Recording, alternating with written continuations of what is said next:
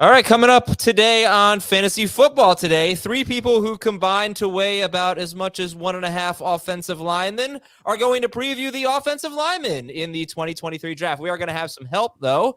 Former defensive lineman Leger Douzable, who's a CBS Sports HQ analyst and was on the With the First Pick podcast and broke down the offensive lineman beautifully there. He's going to help us. He's going to talk about these big guys, who to watch out for. Is Peter Skoronski a guard or a tackle? And what we can expect in round 1 and beyond. Welcome to the Wednesday edition. Remember, we don't have a show tomorrow morning. We usually record at 11 a.m. We don't have a show tomorrow because we're waiting until after round 1. If there's any big breaking news, you can expect some bonus podcasts, but we're going to have a show Thursday night around midnight. You'll probably hear Friday morning. Friday night, same time-ish, maybe a little earlier. And then Saturday at some point, we'll talk about day 3. Adam. Yes. Will we have a live stream Thursday after the draft? Yes. We'll have It'll be the podcast. Right? Podcast. Yes. We'll be so you could join us when the draft wraps up. Head over to YouTube. Go to our page, Fantasy Football Today. That's all you have to search for. YouTube.com/Fantasy Football Today. Perfect. Click on the live tab. You'll see our video and catch up with us after the draft. Yeah. And we accept your comments.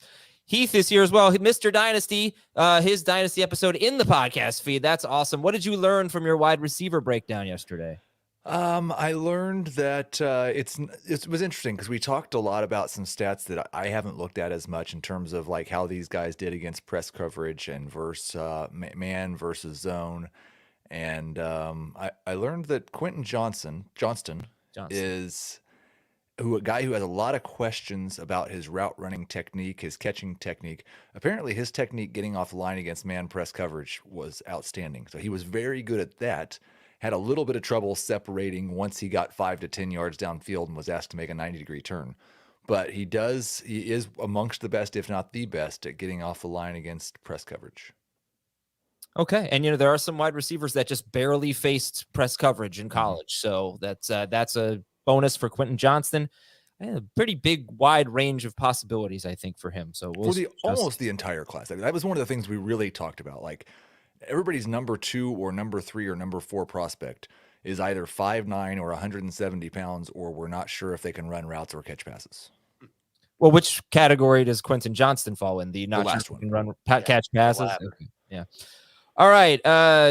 Quick news items here. San Francisco, according to Dan Patrick, has explored trading for Lamar Jackson. Which quarterback is most likely to get traded this week?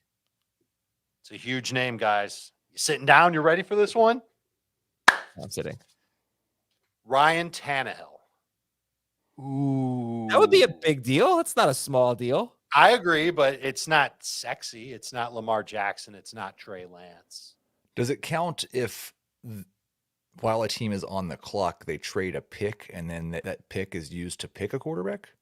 Does that count as the quarterback getting traded? No. I was going to say Anthony Richardson is my most likely to get traded. Mac Jones? Anybody think Mac Jones is getting traded? There's been a couple of different rumors. I know at least one expert who mocked Mac Jones being traded to the Falcons as part of a deal for Anthony Richardson. I just read that expert. Yeah, absolutely.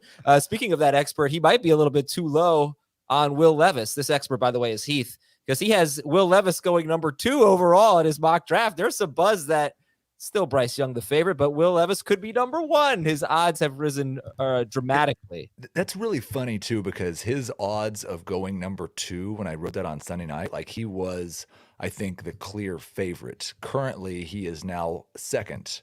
Tyree Wilson is the favorite to go number 2. But it seems like that's the one that's kind of been surprising, is it does seem like Tyree Wilson over Will Anderson's a pretty popular take right now. Yeah, and I had to change my mock draft to move Tyree Wilson up. I didn't take him ahead of Will Anderson, but I did have to move him up to 3. Okay, so anyway, we've got some bold predictions coming up in just a bit. The NFL Draft Contest is well underway, and you are submitting your guesses, which is great. And you're not sending them to me, which is even better. You're sending them to Thomas.Schaefer, Schafer, Thomas.Schaefer at paramount.com. Finally have that pretty much memorized. Please send him an email and put NFL Draft Contest in the subject line and guess the top 10 picks in order. Don't care about the teams. Just tell us the prospects 1 through 10. You have to get the order right. Whoever gets the most picks right, with the order, is in the podcast league. Any tiebreakers will be settled. We'll figure that out at a later date. But send them to thomas.schaefer@paramount.com. Also, how should you feel about your team's draft picks? Well, the With the First Pick podcast is your source for comprehensive draft coverage and pick breakdowns with CBS Sports draft expert Ryan Wilson and longtime general manager Rick Spielman. Ryan and Rick will recap each day of the draft, dishing out winners and losers from all 7 rounds.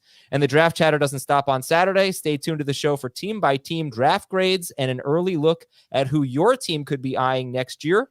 Download and follow the With the First Pick podcast wherever you find this one.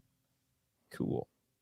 I wanted to mention one thing from yesterday's show that I forgot, and see what you think. We were talking about players who could gain or lose from the NFL draft. I never mentioned Gabe Davis, but my question is, because Heath, you mentioned the Chiefs, and it's in the same vein, right? If the Bills or the Chiefs draft a receiver late in round 1 or maybe early in day 2, how many wide receivers, Heath, do you think you would rank ahead of Gabe Davis or Kadarius Toney and Skyy Moore if they were selected by the Bills or Chiefs?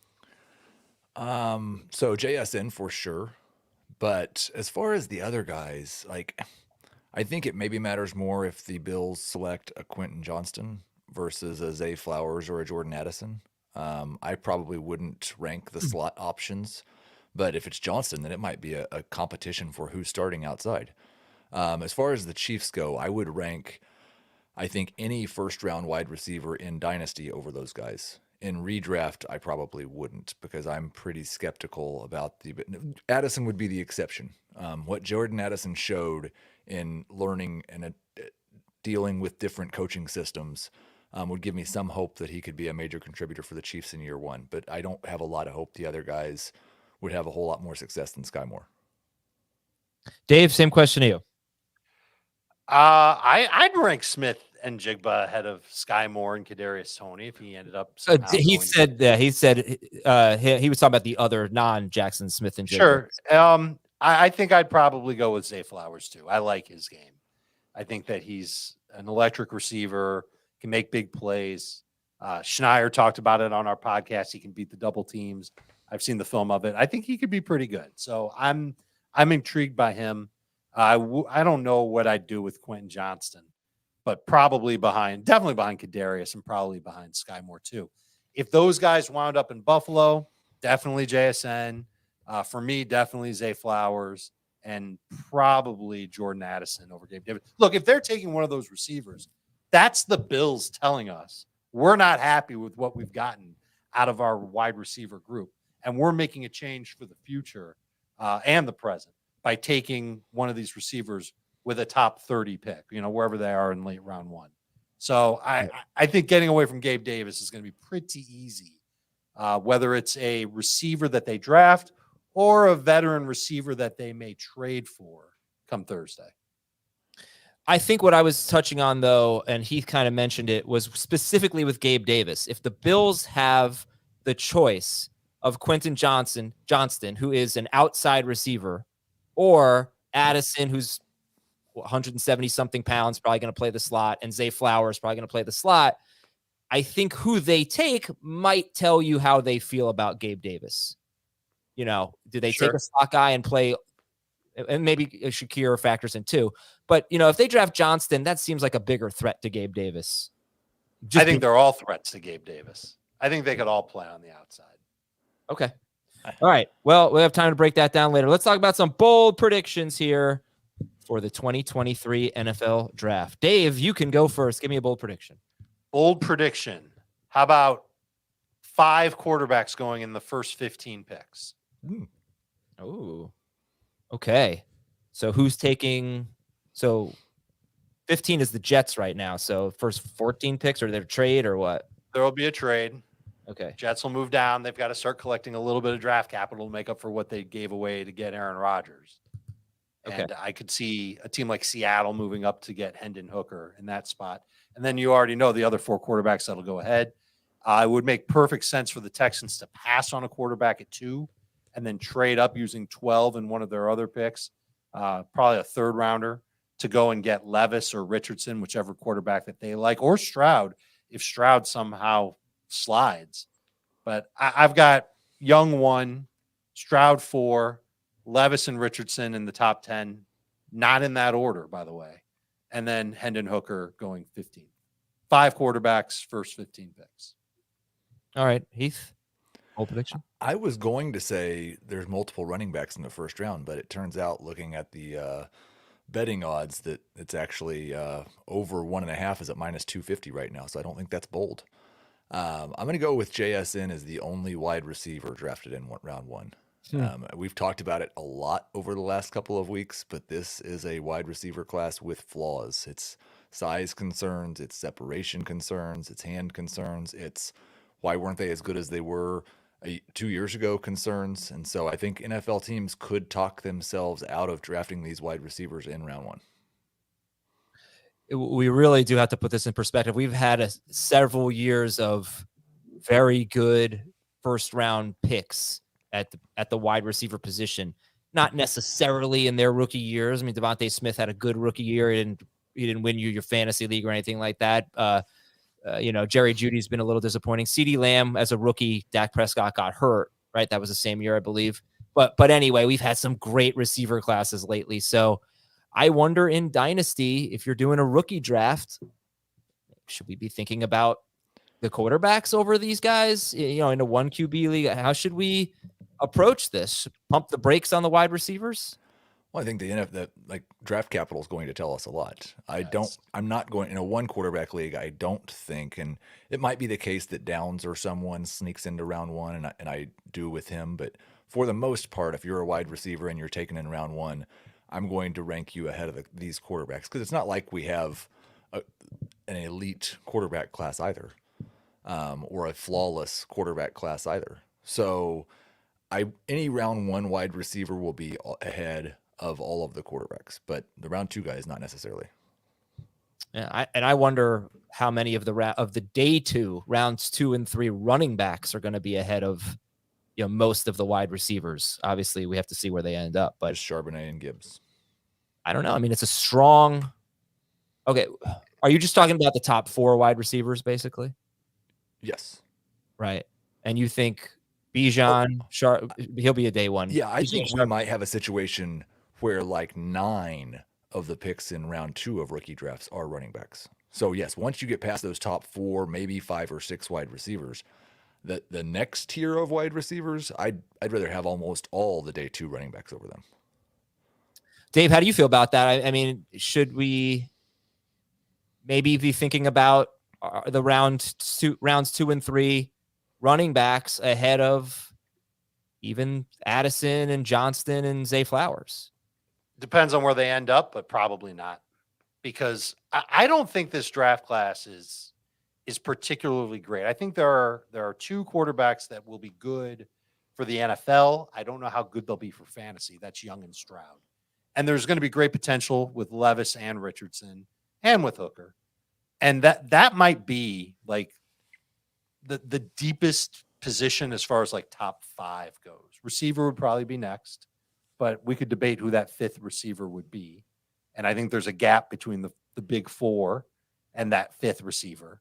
And I feel like there's a gap. I feel like there's a mini gap between Bijan and Jahmyr Gibbs, and then another mini gap between Gibbs and Jaxon Charbonnet.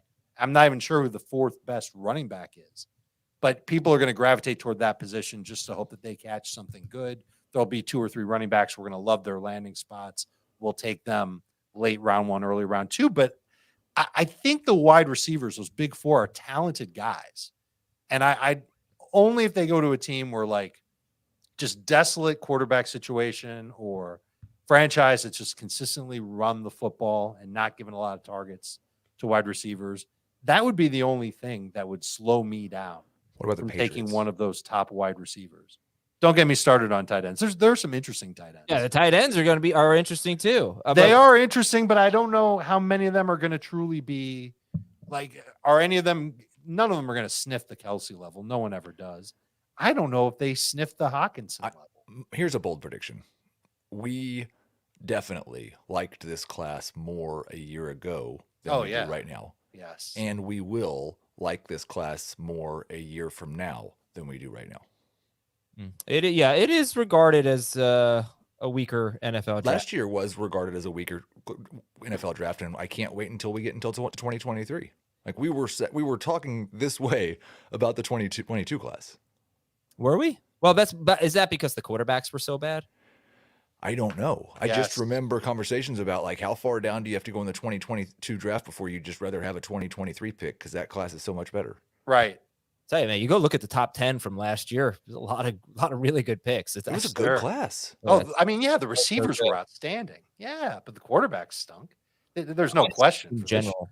Yeah. All right, I'm sorry. We got Ligier coming on in a little bit. So let's get back to some bold predictions. I have CJ Stroud going 11th to Tennessee.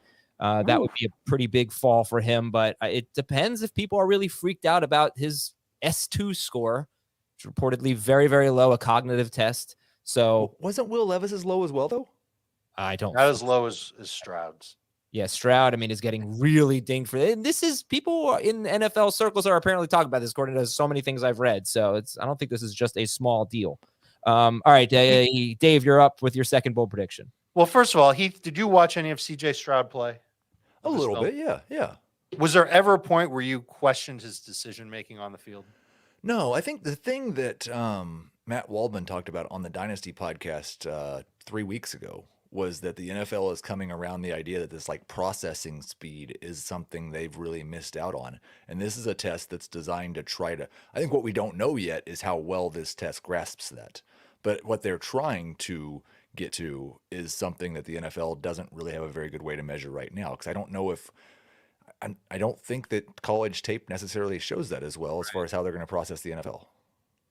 And one thing I did read about this cognitive test is that there's different sections in it, I guess.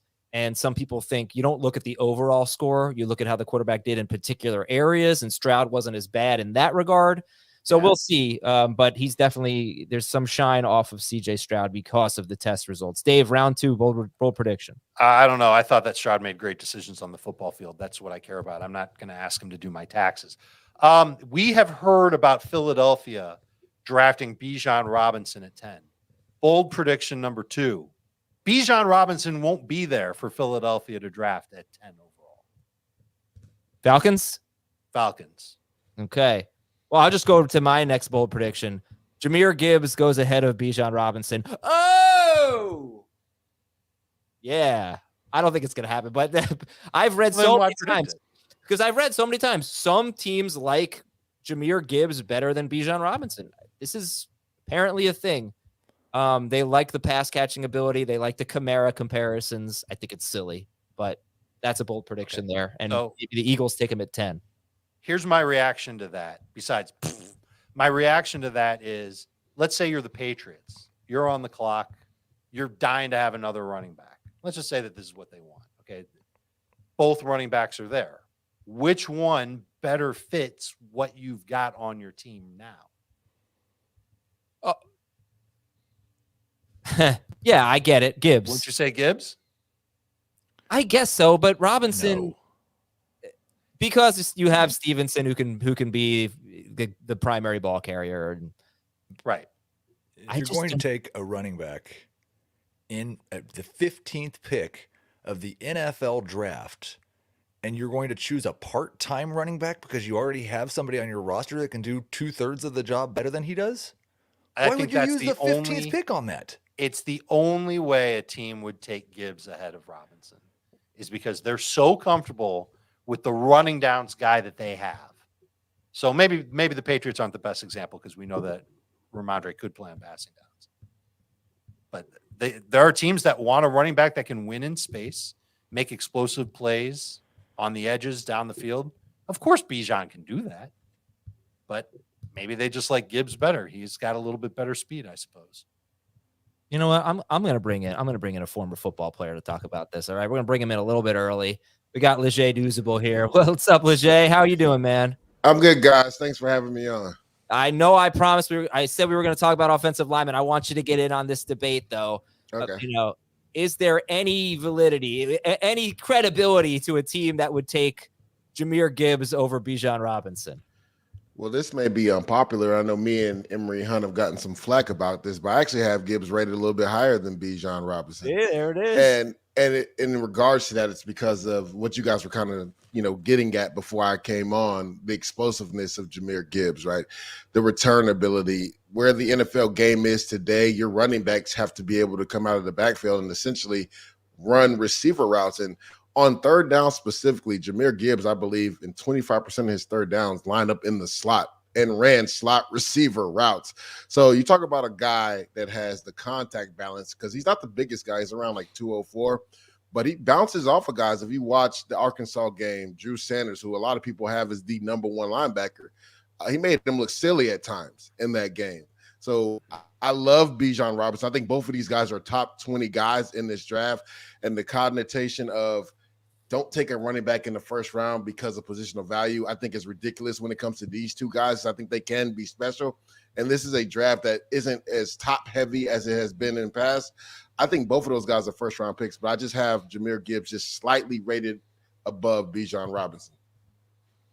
Leger, let me ask you one more about Gibbs here, and then we'll take a break and we'll do some offensive line discussions here. So you said 204. I know people aren't going to weigh the same at the combine as they are during the season, whatever. I think he was 199 at the combine. Okay. Christian McCaffrey was 202, I believe, at the combine, but 2 inches taller than Gibbs. What I struggle with Gibbs is how many carries can we realistically expect from him? You're a former defensive lineman, okay? If you saw a guy his size, you'd probably be ready to rip his head off. So can he withstand it? What kind of a ball carrier? Could he be 15 carries a game or more like 10? Well, the thing is, Adam, if you look at where the trajectory of the NFL has gone, I mean, there's not too many of those backs that carry the ball 30 to 35 times a game anymore. I mean, Christian McCaffrey is one that kind of did it this last year with San Francisco, but even he's been kind of beat up in the past, right? The Saquon Barkleys, he's been kind of beat up in the past. So it's usually been backed by committee. If you look at some of the best teams in the NFL, the Kansas City Chiefs, the Buffalo Bills, the Baltimore Ravens, even they rotate their back. So realistically, I think Jahmyr Gibbs is a 15 to 17 carry a game type back with the ability to catch, at least 5 to 6 passes a game. That's where he's going to make his hay, right? Really being able to be a mismatch for safeties and linebackers in the open field. Just the trajectory of where the NFL has gone. Nobody's carrying the ball 30 times a game unless you're Derrick Henry. All right. Well, that is Leger Douzable. I'll give you the proper introduction in a moment.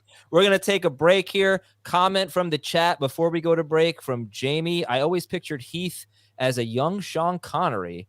I wasn't even close.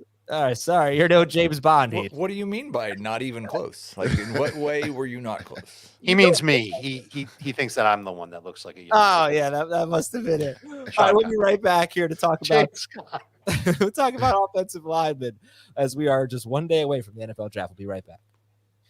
All right, everybody, welcome back. Appreciate you being here on this Wednesday and appreciate our guest, Leger Douzable, NFL defensive lineman from 2008 to 2017. He is now a CBS Sports HQ analyst, and I heard him break down the offensive lineman on the With the First Pick podcast, and it was terrific, Leger. You and Pete Prisco and Rick Spielman and Ryan Wilson did a great job, and there's still time for you all to go back and listen to any they do all position breakdowns, any position preview there. It'll help you out big time as we mostly just focus on the skill position players. But first question for you, what kind of an impact do you think offensive linemen make as rookies? Is it a harder position to come in and be really good as a rookie? Is it easier? Offensive linemen in general as rookies, what can you tell us? Yeah, it's a mixed bag, just like any position in the NFL. You got the Rashawn Slaters who played at a Pro Bowl level their rookie year, Tristan Wirfs, but then you have guys like Evan Neal and Andrew Thomas who struggle coming out the gate. And I think you're going to see more of that than you see guys like Slater and Wirfs, because I think those are the exceptions, not the rules, right? Because there's a learning curve in the NFL, especially in the trenches and the O-line and defensive line. Like when you're in college, you probably dominated everybody that was in front of you. But in the NFL, literally everybody is good. So, like, if you slouch it on one snap, you could potentially get your quarterback hurt. And if I think we saw some of those growing pains with Evan Neal, but I think that's going to make him a better player. We saw the same thing with Andrew Thomas his rookie year. He struggled. A lot of people were wondering, why did the Giants take this guy so high in the draft? And he ended up being a Pro Bowl player. So I think you'll see more guys struggle coming out the gate just because the level of play is ratcheted up a lot more in the NFL. The techniques that you have to learn are a lot different than what you learned in college. Like things you can get away with technique-wise in college, you can't get away with technique-wise in the NFL because everybody plays at a higher level. I'm going to throw it over to Dave and Heath now. Dave, got anything? As far as questions for I've been hogging all the questions here. So well, I think you've only asked like one question. Line question, but I was all over the running back. Sure. So, yeah. So, Leger, I'm curious what your answers is because of your perspective, because you played on the other side of the ball. We know that you can't teach height, weight, hand size, arm length, quickness for offensive linemen.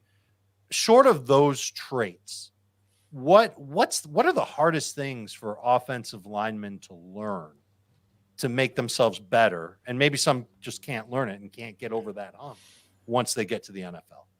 Yeah, I think first and foremost, the terminology that you use from college to the NFL is a lot different. But then as far as just the technical things of the NFL, as far as angles, blocking angles, right? And then also a lot of these guys like Peter Skoronski, perfect example. A lot of people have mocked him being a guard instead of a tackle. That's a little different. It's a lot quicker inside than it is on the outside. You may have a step or two on the outside, but inside at the guard and center position, things happen like this, right? And you have to be able to adjust on the move. So that's going to be a learning curve for him. Now, I think he's the most technically sound offensive lineman in this draft as far as footwork, as far as run angles, as far as grit and determination and fight. He plays with a physical nature, especially in the run game. But I think it's going to be a learning curve for him because he's so used to being on that island at the left tackle position. Now they're going to move him in at guard or potentially even right tackle. I actually think he could be a really good right tackle. I think Chicago should maybe take a look at him at pick number 9 because they have a really good left tackle in Braxton Jones, who's a young ascending player. But I think because of the arm length, he's not a left tackle in the league. But if he moves to the right side, whether it's right guard or right tackle, now you're doing everything opposite, right, Dave? And this is what you're talking about, right? Your post leg is different, right? The angles that you take are different, right? Now, if you're inside, you got to learn how to work with your tackle and your center, right, as far as combo blocks. So those are some of the things that he is going to have to learn at the next level. That was a little bit different when he was just at the left tackle. And they're like, you just take out this defensive end and you don't have to worry about anything else. Well, Jay, I want to compliment you. You are clearly a man who does his homework. You came on to Fantasy Football today for the first time ever, and in your first offensive line answer, you worked in Giants, and I just like that. Oh, yeah. Is if you could have said Andrew Thomas, who protects Daniel Jones, and got Daniel Jones into the answer as well, it would have been perfect. Who are your top 5 offensive linemen in this class? Yeah, so I'll start off with Peter Skoronski, who we were talking about, to me, the most technically sound offensive lineman in this draft. A guy that a lot of people have marked to play guard. I think he will be a really good guard, but I like him at right tackle. I think he could be a really good tackle in this league. I know a lot of people say because of the arm length, he's not a true left tackle. But if you look at it on film, right, it wasn't the taller defensive ends that gave him issues. Like Zach Harrison, he gave him the business. Van Ness gave him the business. Aiden Hutchinson 2 years ago gave him the business. It was guys like David Ojabo that gave Peter Skoronski some issues. So I think he could be a really good right tackle, but I think he'll end up transitioning to be a really good guard in the NFL. Next, I got Paris Johnson, to me, the best pure left tackle in this draft, and also has some flexibility. Played guard all last year at Ohio State before kicking to left tackle this year. The things that he needs to work on, though, speed to top power kind of gives him some issues. Luke Van Ness had, some ways with him as far as speed to power. And then Michael Williams from Georgia had a nice speed to power rush on him too. But he's a guy that finishes in the run game. Again, to me, the best pure left tackle. Then I'm going to go Broderick Jones from Georgia, right? To me, has the highest ceiling. He's the youngest prospect out of all my top 5 guys. He has the highest ceiling. Kind of reminds me of Andrew Thomas from a few years ago.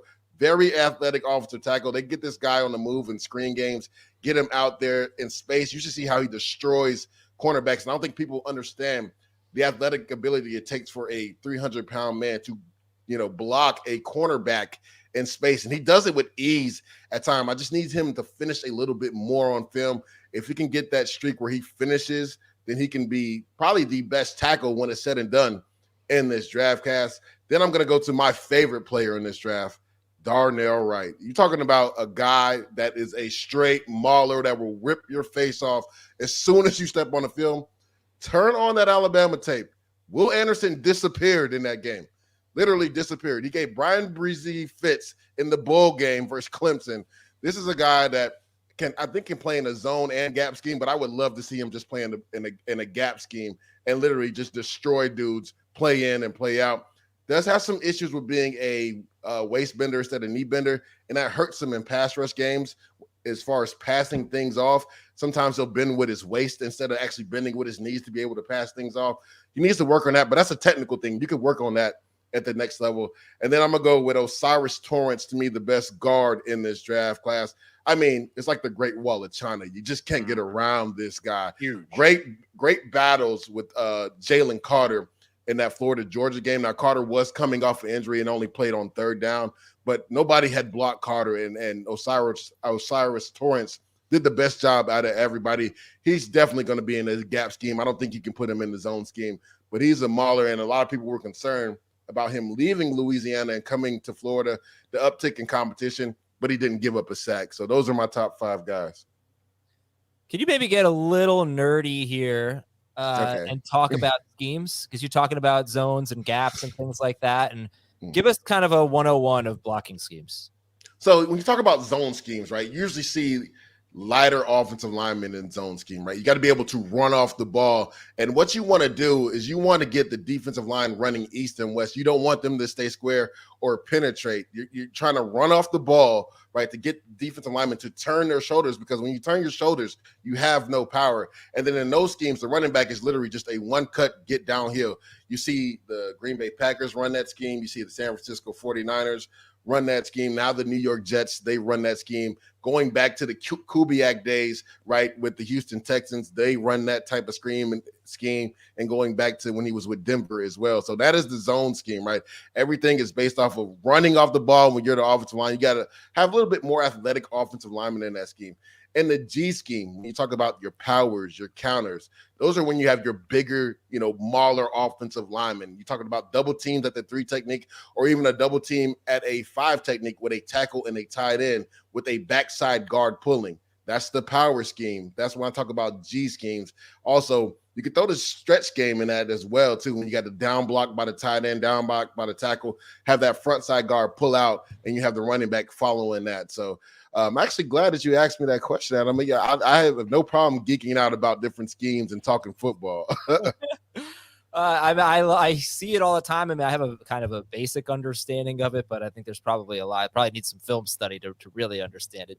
So like more in the zone scheme, it's like everybody's on the string, like running together, running off the ball, where the G scheme is more of a downhill run game where you're going to have those 2 double teams. It's a power game.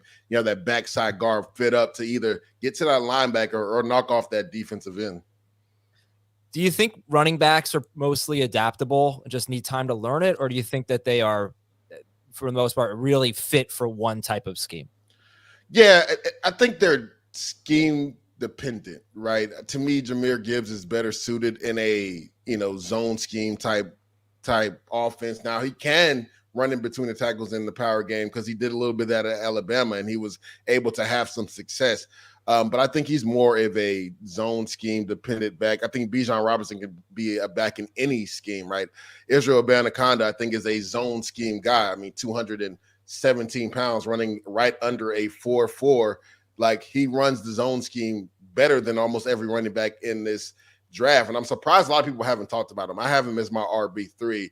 I think they didn't use him enough in the pass game, and talking to scouts that went to his pro day, they said he caught the ball clean. He didn't fight the ball when it was in the air. And that's what you worry about some of these guys, right? When you don't see it on tape, can they evolve to being able to be viable pass catchers out of the backfield? And they said Israel Abanikanda did everything easy at his pro day. And he's one of my favorite guys.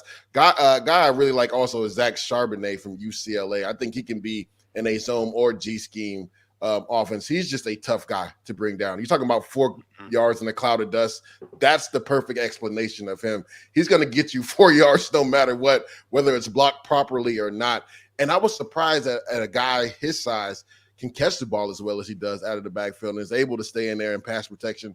So, we talked about running backs earlier in this show, but there's a good depth in this running back class, and maybe that pushes Jahmyr Gibbs to the second round because you can get a Charbonnet, you can get a Abanikanda in the second round. So and then Tajay Spears is another guy I like. I think he's, people say he's zone dependent, but at Tulane, they ran a lot of pulling guards, and he, in that USC game, my goodness, he was the best player on that field. I know Caleb Williams had a heck of a game that game, but Tajay Spears was untackleable, if that's even a word, in that game, and also in the American Conference Championship versus UCF, he was the best player on that field that day too. Yeah, incredible game. 17 carries, 205 yards, 4 touchdowns against USC in that bowl game win for Tulane for Tajay Spears. We'll take a break. When we come back, more questions from Dave and Heath for the Jay Doozable. And I guess we'll just talk about the NFL draft. We're going to talk about offensive linemen the whole time. We'll be right back on FFT. All right, I have one question here, and then I'll throw it over to my co-hosts. Jay, what is the funniest pronunciation that you've heard of your name from someone who can go out? That's a good one, Adam. I've heard Liger, Lagar, Ledger. So it's been bad, right? And literally up until I think my 4th year in the NFL, a lot of the announcers were getting it wrong, which is crazy. But that's when you have a challenging name, right? Mm-hmm. And a lot of people look at my last name and thinking it's more challenging, but I think my first name, just because it doesn't sound how it's spelled, right? It's Lige Doozable. I think Doozable is a lot easier when you look at it phonetically on paper to say than Lige. So I've heard multiple different errors of the pronunciation of my name. It's a doozy, right? It literally is a doozy. Dave, why don't you take it in any direction you like? Obviously, we can talk about any prospects here. 2-part question. Number one, confirm this for me, Lige, that the interior of the offensive line, the guards, the center, are very important to a team's run game, maybe more so than the tackles. And if you agree with that, then part 2 is, other than Skoronski and Osiris Torrance, who are the guards and centers that fantasy managers should be looking to track? So as far as players that can help the run games that they go to take it to the next level next year. Yeah, I don't know if I 100% agree with that, Dave. I mean, it just depends on the scheme and what each person is being asked. And different schemes, guards and centers and tackles are actually do different things. So I think it just depends on what the actual coach is asking each player to do. But as far as guys that I like that you should keep an eye on as far as fantasy implications for what teams they go to help the running back out, John Michael Schmitz I said Darnell Wright's my favorite player. He's probably right there, 1B behind Darnell Wright. I mean, you talk about a guy that finishes in the run game, and you hear guys talk about, cliche, a guy that plays through the whistle. No, he plays through the echo of the whistle, play in and play out. Now, he does have some struggles getting to the second level and blocking in space, but this guy is going to block literally until the end of the whistle. And I think he's quick enough, even though he's a bigger center, to play in his own scheme, but he can play in the gap scheme as well. And Steve Avila from TCU is a guy that at 320 should not be able to move the way he moves. Now, I know people have said he's gap dependent, but I think he has the athletic ability to play in his own scheme. Now, I would like to see him in the gap scheme, just like I like to see Osiris Torrance in the gap scheme and have them just maul guys, right? Now, Mozzie Smith did give him some issues in that college football playoff game, but besides that, I mean, Steve Avila was literally just destroying dudes, play in and play out. So those are 2 of the guys that I would, as far as fantasy implications, watch where they go because they're going to make their offensive line better from day one. So in the 2021 draft, the Chiefs took Creed Humphrey at the 63rd pick, I think, and that was a great crazy. But they got Trey Smith at pick 226 in the 6th round. Who are your favorite sleepers that are probably going to be drafted on day 3 but could have that kind of impact? Quick story. Let's do story time. So I'm in that draft, Trey Smith draft. I was working with SNY for the Jets, and I still do some stuff for them. And I literally was saying in round 3, the Jets should look at Trey Smith. I know he had the blood clots, but if everything checked out medically, I'm like, you're getting a 1st-round talent in the 3rd round if you take him. This dude lasted until the 6th round, and then the rest of the NFL let him go to the Chiefs, which is absurd.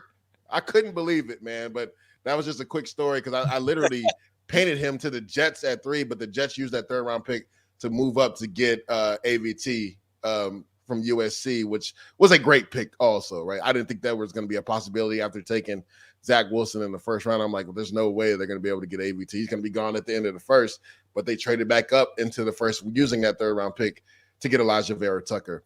But sleepers, I like Anthony Bradford from LSU, right? He's a mauler too. I think he's going to be gap dependent in a scheme in the NFL. Now he does waist bend as well and has some struggles as far as quicker off defensive linemen that give him, some head movement and shoulder movement because he always wants to rip somebody's face off. His technique kind of wanes at times and he bends with his waist instead of uses his knees and keeping his head out of things. But he's a guy that I really like. And also Chandler Zavala right now, there is concerns with the back issues, but I think he's a guy also that plays really well in a gap scheme, but can play in his own scheme, knocks guys off the ball, and is really good in pass protection. He's one of the best pass protecting guards in this draft. If everything clears medically, I think he could be a sleeper as well. Yeah, well, Heath couldn't really deal with all the Giants talk, so he had to bring up the Chiefs. So that was very subtle. What do you think the Texans are going to do at number 2? There's a lot of Will Levis buzz right now. What do you think they do? Yeah, nobody knows. Just being honest, nobody knows. Honestly, to me, if you look at this, right, and if you're DeMeco Ryans and you're changing the culture of the Houston Texans and get guys to buy in, say you win 5 games, are you going to be in the running to get Drake May? Are you going to be in the running to get Caleb Williams? I don't think so if you get 5 wins. So when are you going to be able to be in this position to take one of the top 2 quarterbacks in the NFL draft? And I know they love Bryce Young. And if things somehow change, because I don't even know when they decided to change. I thought everybody knew CJ Stroud was going to be the number 1 pick in this draft. Then all of a sudden, a few weeks ago, it was Bryce Young. And by the Vegas odds, for sure, it's Bryce Young. I think CJ Stroud makes a lot of sense in that offense. You're talking about the best pure passer in this draft, a guy that throws with accuracy. And I think things get lost on people when it comes to fundamentals and footwork. And to me, he has the best when it comes to quarterbacks in this draft, right? And I think things get lost. We saw Geno Smith fundamental everybody to death last year, right? As far as being able to stay in the pocket, know where to go with the ball, great on intermediate throws, great on the deep ball. That's what CJ Stroud brings. And then if you can add a Jaxon Smith-Njigba at 12, you got some familiarity there. Let's not forget John Mechie is coming back this year. They added Dalton Schultz. They have some pieces, and people forget this offensive line is actually pretty good for the Houston Texans.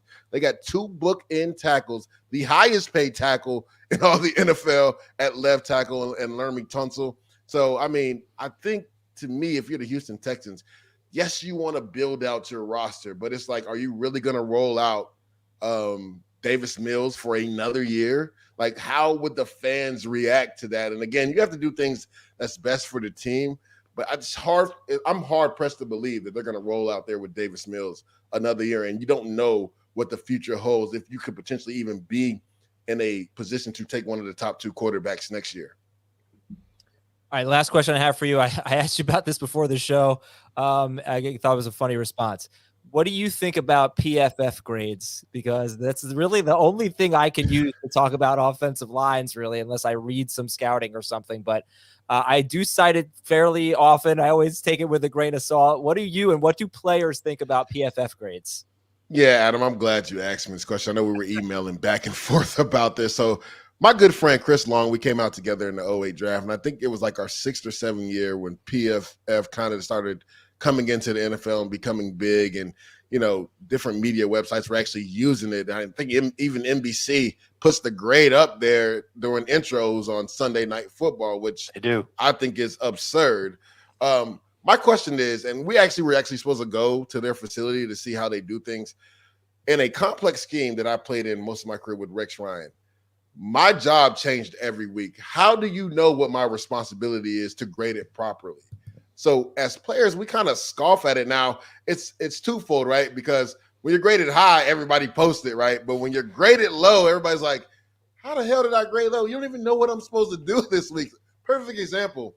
2017, I'm playing for the San Francisco 49ers. We go to Philly, right? Philly ends up winning the championship that year. Lane Johnson had never given up a sack that year. I hit him for 1 sack. I had 2 sacks that game, 4 tackles for loss, and 7 tackles. Guess what my PFF grade was that game? I don't even want to guess. It was like 70. Oh, There's man. another, and then 2016, we're playing the San Francisco 49ers when I'm with the Bills. Now, I did everything I was supposed to do, right? That game was predicated off us as defensive line, kind of holding the blocks at the line of scrimmage, letting the linebackers run free, try to stop Carlos Hyde, right? That was, I think, Kaepernick's first game back as the starting quarterback for San Fran. I had like 4 tackles that game. I think maybe 2 for loss. And I graded out at like 95 that game. So it's like, on one end, it was like, you actually got it right because I did my responsibility. I did it at a high level. But I was unblockable versus the Philadelphia Eagles, and I graded out at 70. Like, what are we doing here? Like, how do you know exactly? I even had a PBU because they dropped me in coverage twice that game. And I'm like, how did I grade out at 70? So I think players always take it with a grain of salt. Some players laugh at it. Some players scoff at it. Some players agree with it. I think it just depends on the player you ask. But I always find it interesting, like, when you have a guy like a Rex Ryan or a Todd Bowles who have a complex defense where literally my position changed every week, how do you know what my responsibility is to grade it properly? What about the team grades? What if I look and I see, okay, this team graded as the 3rd worst run blocking team in the NFL? Is that something that we should take with that something we should put stock in? I think you take everything with a grain of salt. I mean, you maybe could take stock in it depending on what the film shows, like where they're getting blown up by the defensive line, where the offensive line not able to get to the second level to get to the linebackers, where they're missed blocks. When the defensive line moved on movement, lateral movement, were they able to redirect and pass things off in the run scheme? I think once you look at the film, if it merits what the grade says, then okay. But again, I think it's you're hard pressed to believe unless you know exactly what the offensive play was and what everybody's responsibility was on each and every play to truly have a fair grade of what they're doing out there. All right, everybody. This is our last show until after day one. We'll record midnight-ish on Thursday. I feel honored. You put me on the last show before, the draft. I really feel honored. I'll tell you, not just the episode I keep referencing of With the First Pick, but every episode of With the First Pick was so helpful. But I loved the offensive line breakdown. It was so good. So I'm glad we had you on. I would love to. Would you guys be willing to give me a mock draft? Can we do a mock draft top 5 picks? We go with that? Get everybody's top 5? I can do it. All right. So Carolina on the clock. Go Dave, Heath, Leger. So are we doing 1 pick a piece, or we are going to each do a top 5? I'm trying to understand. I think each do it. Everybody give me 1. Everybody give me 2. Everybody give 3, etc. Okay. Sounds good. All right. Dave, you're on the clock. Carolina. Bryce Young 1. Then Heath 1. Oh, okay. I thought we were each doing a Bryce Young 1. Leger? I'm reluctant to say Bryce Young, but the Vegas odds are just too great. I'm going to go Bryce Young, number 1 overall. We can't deal with that much confusion here. You have to go Bryce Young. It's the only thing we think we know. Bryce Young has to be 1. All right, Dave, number 2. Will Anderson. Wrong Will Levis. And we're keeping it to the Texans. Which I love Heath saying that because the Vegas odds are showing that lately that it's going to be Will Levis. And a few people that I talked to in the Houston organization, that could be a viable choice. But to me, CJ Stroud makes the most sense. I'm going CJ Stroud at number 2. And feel free to make any trades you'd like. Arizona at 3. Dave. Arizona would love to trade down. I don't have a trade that they. Oh, sure. Why don't I make one? They'll trade with Detroit. So the Lions will move up to number 3, and they will take Tyree Wilson. I also have Tyree Wilson, but going to Arizona. I have a trade down with Tennessee, and I have Tennessee taking Will Levis. There you go. 3 overall. 3 quarterbacks for Leger with the first 3 picks. Dave, pick 4, Indianapolis. This is where I think CJ Stroud goes. Breaks my heart because it takes Gardner Minshew's job, but yes, CJ Stroud. If I didn't give Will Anderson to 3 with Tennessee trading up, I would have went Will Levis here, but I'm going to go Anthony Richardson with Shane Steichen. Oh, wow. So 4 quarterbacks for you, right, Leger? 4 in a row. Picks. All right. Hooker at 5. We'll find out. Dave, you have the 5th pick first, Dave, Seattle. After going Young, Will Anderson, Tyree Wilson, and CJ Stroud, I think the Seahawks take Jalen Carter at 5. I will go Will Anderson, falling to the Seahawks. They are very, very happy with this development. I'm with Dave. If Jalen Carter's there at 5, Seattle needs to run that card up there. And I feel like he fits in with that locker room, and Pete Carroll allowing guys to be who they are. I think getting Bobby Wagner back as a veteran will help Jalen Carter be a pro's pro. Ken Walker's going to run that card up there. That's how excited they're going to be. Leger Duzable, thank you so much for coming on. It was great having you. Of course. Thanks again, guys. Dave, Heath, it was fine. It was okay. It was We'll fine. do it again. We'll talk to you guys soon. All right, we'll speak to you. So either tomorrow, if there's breaking news, and there could be a lot of players traded, you'll hear from us then, or we'll talk to you after the first round with a fantasy recap. See you. Thanks for watching and listening, everybody.